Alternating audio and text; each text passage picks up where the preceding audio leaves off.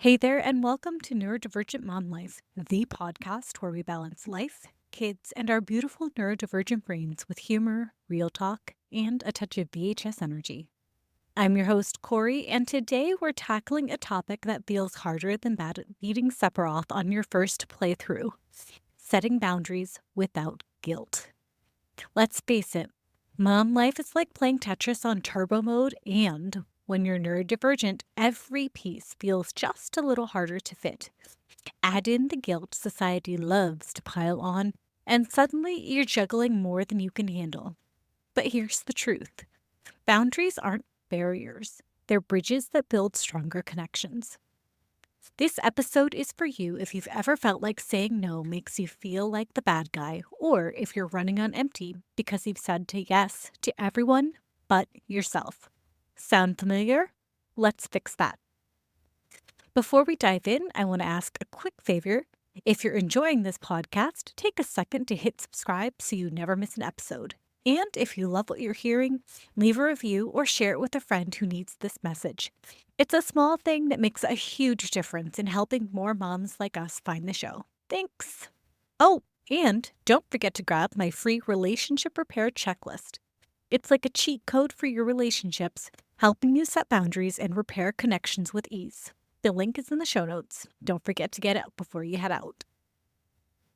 All right, so let's set the scene. Picture this. It's Monday morning and you're sipping coffee.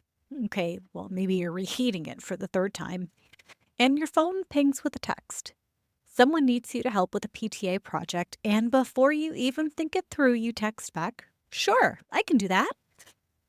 Fast forward to Friday, and you're buried under commitments you didn't want to make in the first place, with zero energy left for your family or yourself. Sound familiar? I've been there too. Here's the deal: boundaries aren't about shutting people out. They're about creating clarity and protecting your energy so you can show up as your best self. Let's break this down into 3 truths. Truth number 1: boundaries are an act of love. We've been taught that saying no can sometimes be selfish, but the reality is that boundaries allow us to give from a place of abundance and not exhaustion. Truth number 2: boundaries prevent resentment. How often do you agree to something out of guilt only to feel bitter about it later? Resentment doesn't build relationships, it tears them down. Boundaries, on the other hand, help keep things healthy. And truth number 3: boundaries teach our kids self-advocacy. So every time we set a boundary, we model for our kids that it's okay to prioritize their well-being. We're breaking generational cycles of people-pleasing and exhaustion. If nothing else, remember this: boundaries aren't selfish, they're self-preservation, and that's something worth protecting. I used to say yes to everything: fundraisers, extra work, you name it. I thought it made me a good mom and a reliable friend. But one night, after taking on way too much, I found myself snapping at my daughter over something small. She didn't deserve that, and that's when it hit me. My inability to say no wasn't helping anyone, but it was hurting the people I cared about the most. So I started small. I said no to non-urgent commitments. At first, it felt terrifying, like I was letting people down and really triggering that RSD. But you know what? The world didn't fall apart. In fact, people respected my honesty and I felt lighter.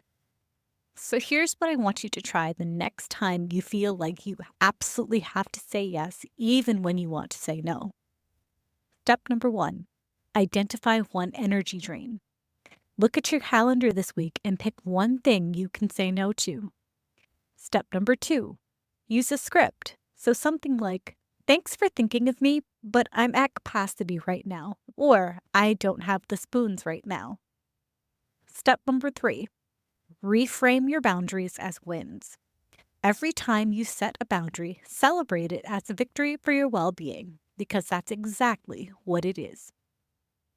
All right, my friends, I hope you're feeling empowered to start setting boundaries without guilt. Remember, this isn't about perfection, it's about progress. And every small step you take toward protecting your energy is a step toward healthier relationships and a more peaceful life. If you found this episode helpful, I'd love if you take a moment to leave a review or share this podcast episode with a friend. Your support means the world to me and helps more moms like us find these resources. And don't forget to grab my free relationship repair checklist. It's your step-by-step guide to setting boundaries and repairing connections. Links in the show notes, so don't wait. Go grab it before you forget. Thanks for hanging out with me today on Neurodivergent Mom Life, and until next time, remember, you've got the power to rewrite your story, one boundary at a time. Thanks for tuning in. Hit subscribe, share this episode with someone who needs it, and I'll catch you next week.